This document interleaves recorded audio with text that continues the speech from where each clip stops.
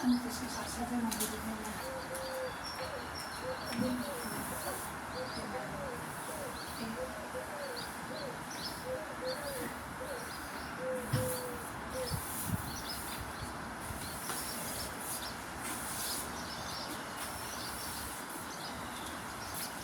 यहाँ चाहिँ के साथीहरू अलिकति फोहोर छ, त्यही भएर म सफा गर्दैछु। हेर्नु है तपाईँहरू।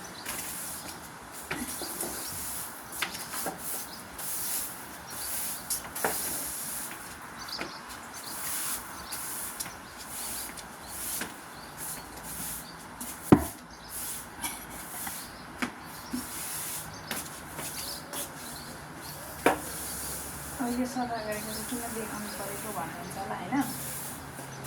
यही सफा गर्दा सफा गरेको चाहिँ भिडियो किन बनाएको भन्नुहुन्छ होला। यही सफा गर्न आएको नि त म, त्यही भएर बनाएको।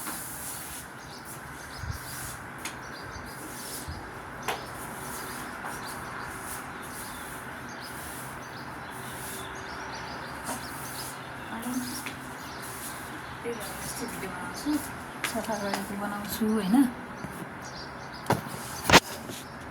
अर्को कुरा चाहिँ म के भन्न चाहन्छु भने, यहाँतिर चाहिँ जता पनि शिखा त्यतै डाइनिङ टेबल।